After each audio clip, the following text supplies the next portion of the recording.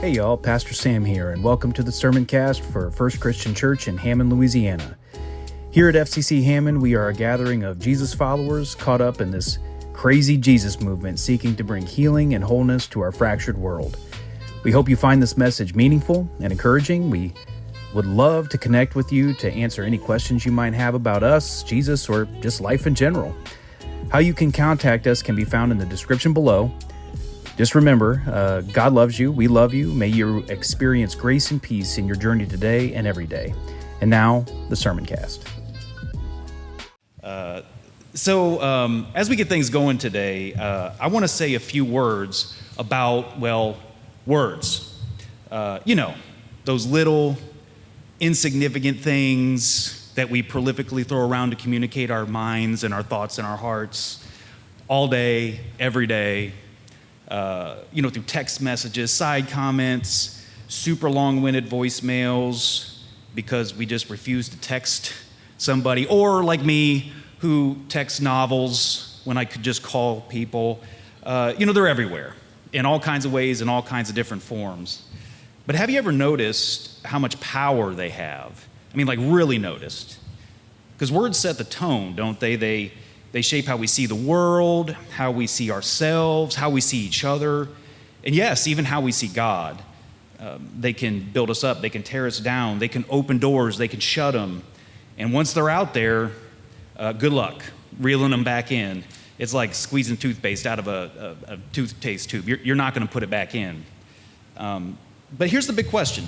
If words are that important, are we paying attention to them and where they're taking us? Are we speaking in ways that bring life, or are they just making a whole lot of noise and disruption? Are we letting words of grace and love and truth guide us, or are we stuck in patterns with words about fear, doubt, and division? So today we're going to have some words about words and the rhythm of words and what they do and where their power is, ultimately whether we are even aware of it or not. Our reading today is from the Gospel of John. In the beginning was the Word, and the Word was with God, and the Word was God. He was in the beginning with God. All things came into being through him, and without him not one thing came into being. What has come into being in him was life, and the life was the light of all people. The light shines in the darkness, and the darkness did not overtake it. There was a man sent from God whose name was John. He came as a witness to testify to the light, so that all might believe through him. He himself was not the light, but he came to testify to the light. The true light, which enlightens everyone, was coming into the world. He was in the world, and the world came into being through him, yet the world did not know him. He came to what was his own, and his own people did not accept him.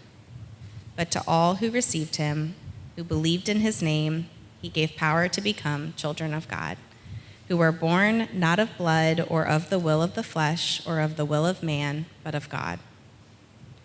And the Word became flesh and lived among us. And we have seen his glory, the glory as of a Father's only Son, full of grace and truth. John testified to him and cried out, "This was he of whom I said, 'He who comes after me ranks ahead of me because he was before me.' From his fullness we have all received grace upon grace. The law indeed was given through Moses. Grace and truth came through Jesus Christ. No one has ever seen God. It is the only Son, himself God, who is close to the Father's heart, who has made him known." A word of God for our times. How's everybody doing? Yeah. Who's excited for the Super Bowl? The S-U-P-E-R. Not everybody should be for the S-O-U-P. What about the Super? Who's excited about that? Okay. Just a few. Most of us are just like whatever, right? I don't know. It's I guess when it's not one of your teams that's in there, it's kind of like, yeah, whatever. I was actually talking to Morgan about that when the Saints The Saints won at least once, right? 4 times? Just once. No, I meant the Super Bowl. Yeah. Wait a minute. If that's what you meant, they only won 4 times this year. That still ain't good. but yeah, I just remember, if I remember right, wasn't there when they won, there was this huge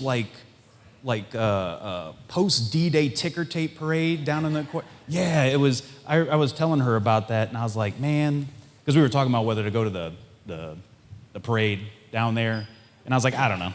Maybe it was the Saints and we won something, maybe, but yeah, I'm not too excited about it. But if it's the big day, and so far things are going good, and it's one of these type of things where I'm like, I love when people discover our culture here, not just New Orleans, but just Louisiana. We're just so unique and different, and I think people are. I heard somebody throw around, like, man, if you're gonna have a Super Bowl, this is where you need to have it. And I'm like, you're right, but not every year, please, not every year. I don't think it's a surprise to anybody here when I say that I love words, like love them. And you're like, yeah, I know, Sam, you talk a lot. And it's not that I like to hear myself say the words, sometimes I do, but I just love words themselves, like just on their own. I love reading them. I really love writing them. I love speaking them, I have to admit.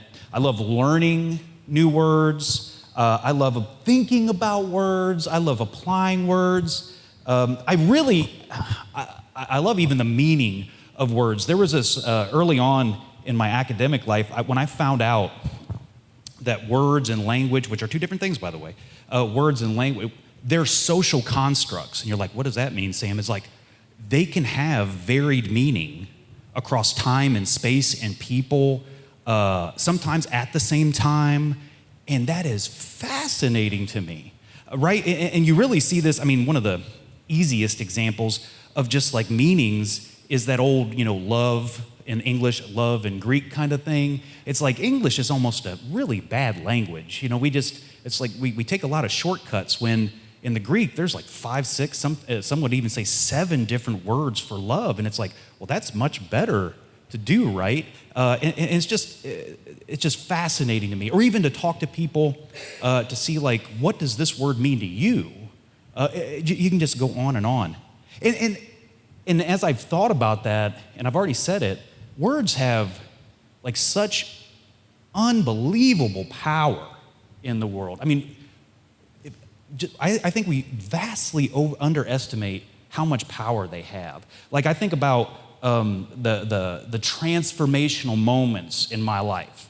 I think about like I always say there's something I've learned in therapy over time is like I do have an avatar in my head that's a positive voice, and it's my mom, because she was always the person that had something positive to say. I can talk forever about the positive things, the wonderful words my mom would say to me.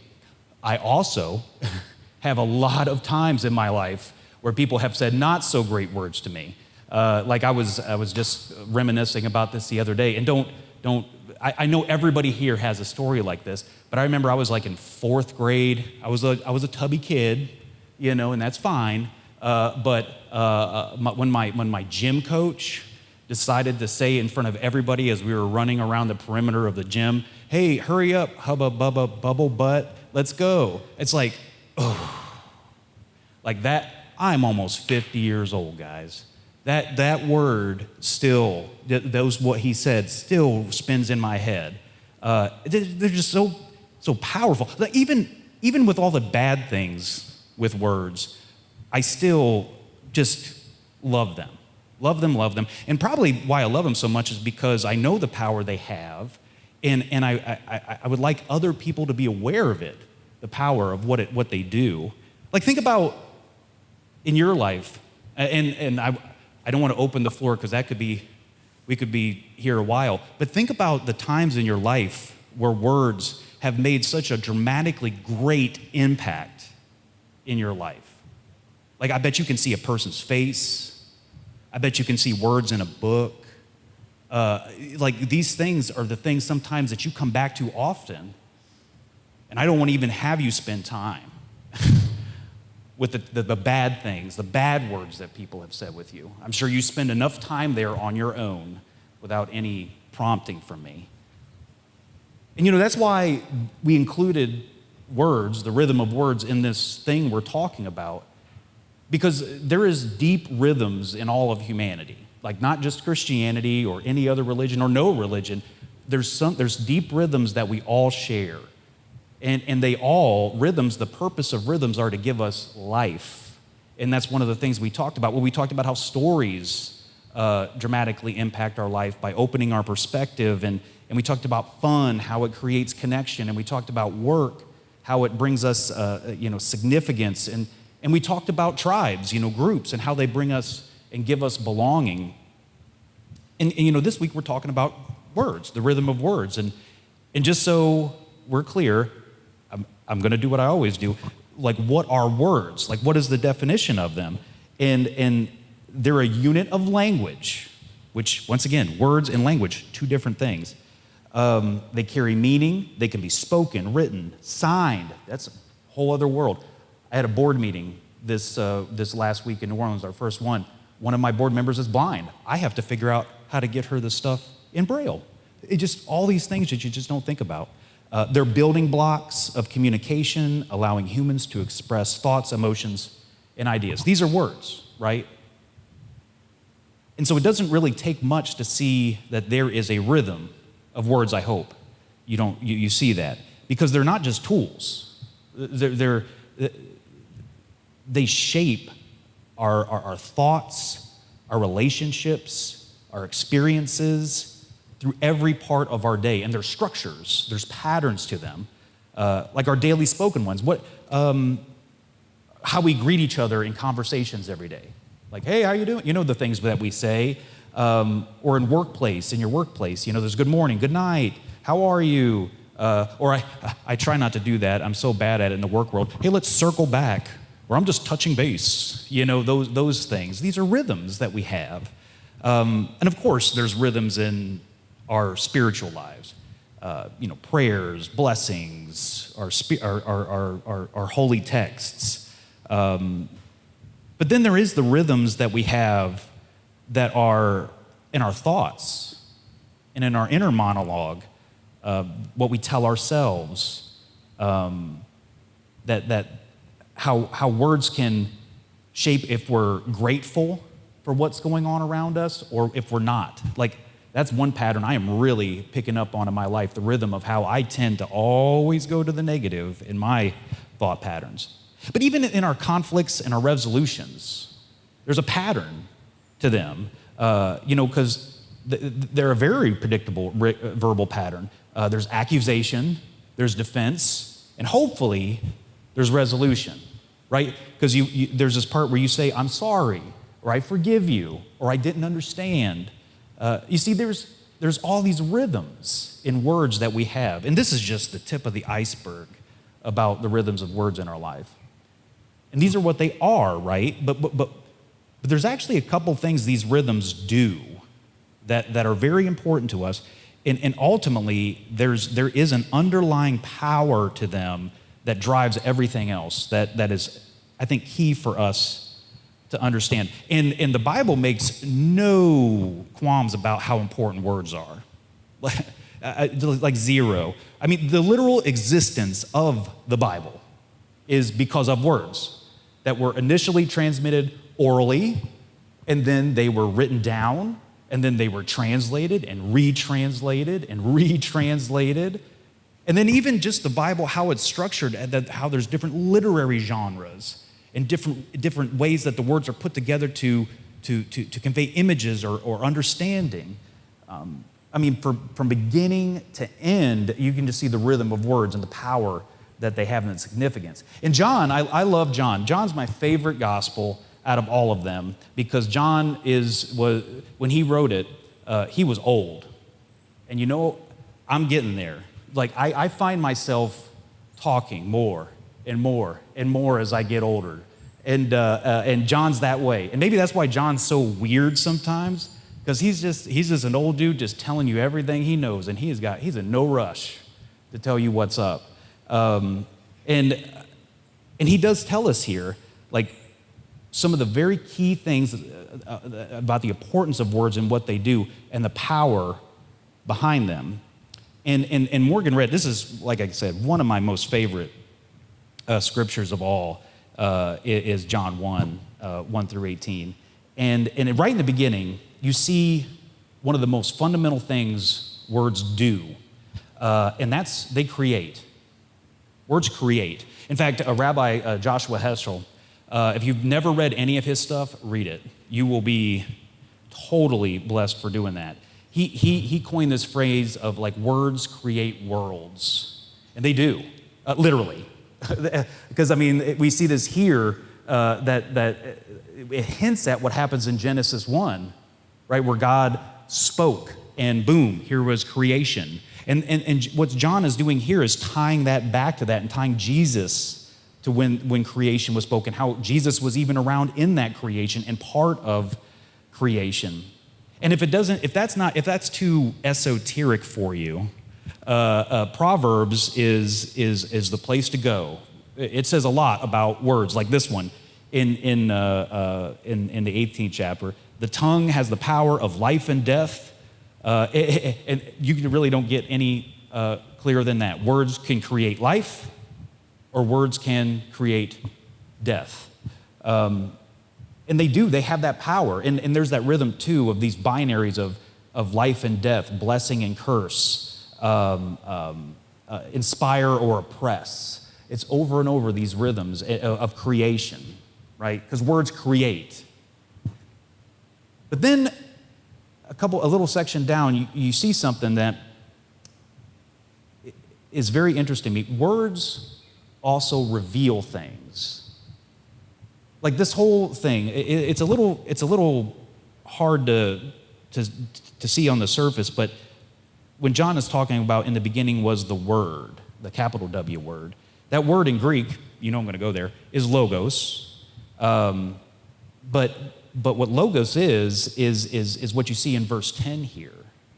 Because he's saying, Jesus, was in the world, and the world came into being through him, and yet the world did not know him. And he's going on and on about this. And this idea of logos is far more than literal words. It's got a huge, rich meaning in Greek philosophy and Jewish thought and in our own tradition. The logos is that word in Greek means it's like a divine reason or a divine logic or a principle that orders the universe. Like this is so it's funny that we're just putting a capital W on it, and it's like probably means a little bit, probably the whole thing should be capitalized and emboldened and have its own section. It means a lot. But Jewish thought, they think the same thing. Now their equivalent is a word called debar, but it's the same thing. In this one though, it's the same thing but more of a active presence, and it expresses itself in law and promises. Do you see how that's part of the Jewish culture? And here in the Christian tradition, once again it ties back to that creation thing of a divine agent of creation, and even more, the full and final revelation of who God is. And so, in fact, how I've often said that when we talk about that capital W word is the general way to think about it is a special revelation to God's people. That's what word means. It's a revelation. It's a blueprint. It's a guideline. And so they words create, words reveal. And that's awesome, but there's got to be something underneath it that drives those things, and we see it right at the end. And I really love the Eugene Peterson one where it's like the Word became flesh and moved into the neighborhood, but the NRSV does great too. Became flesh and dwelled among us, and we have seen His glory, the glory as of the Father's only Son, full of grace and truth. And from His fullness we have all received grace upon grace. The law indeed was given through Moses.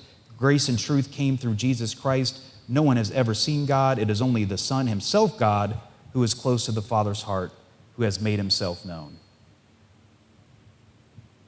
And that's the power, because words direct us. Like in science, we've already kind of hinted at this, and I love how science, it just really undergirds what spirituality has said for eons, is that you can look cognitive science and psychology, neuroscience, language processing, behavioral psychology. Words provide a mental framework that shape how we think, how we decide and act, and give us direction in our life. Like even in the philosophical world, there's this whole thing in Socratic logic, and don't get me started on existentialism, but words are the foundation of reason, and they construct meaning for us, and ethical choices and our purposes. And I think one where we understand it a lot better is here in the theological world. And I said it before, Jesus is literally the blueprint for humanity. Something I always say, and I stole it, I didn't come up with it, is Jesus came in his full humanity to reveal to us our full humanity. If we ever want to know what we're supposed to look like as humans, we can look to Jesus. And as a bonus, we get to see who God is too in the process. I mean, out of all the faith traditions, out of all the things we understand, like we literally can look to a real live person and see how that life and how he lived can direct us in ours. But do you see how powerful words are? They create, they reveal, but they ultimately give us direction. And that's really what I want us to remember, is like words over time, they give us direction. And if we start to really understand that, we can ask ourselves a really hard set of questions. And this is really what we should do with them. Is what direction are our words taking us? Or just what direction are words taking us? Because, I mean, just think about yourself. And I think about this a lot is, what are my words creating? What are my words revealing? How are my words directing me? Just me. How I think about myself. How I think about my actions. I mean, I'm awfully not encouraged by how I answer that question. Or this is an easy one probably, is like the words we use for others. And that's a little harder. I think we can all tend to be a little harder on ourselves, and we can be also a little bit more gracious. But when it comes to others, there's always that line, isn't there? That button where we're like, hey, we're gonna you said the wrong thing, boom. But you gotta ask yourself this question, like these words, what are they creating about that other person? What are they revealing about that other person? Ultimately, what are our words? How are they directing our relationship, or even how I look at that other person?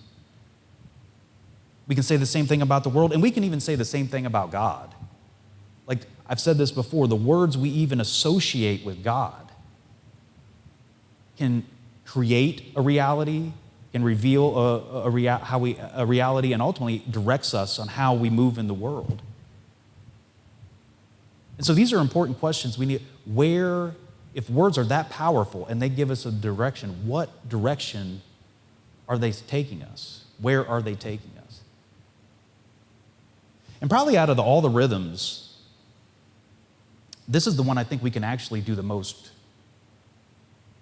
practical work on. Like, for some of my sociologists, my social workers, psychologists, all that stuff, there is literal things we can do to rewire our brain to be more aware and better with the words and what we create with them and what we reveal with them and how they direct us.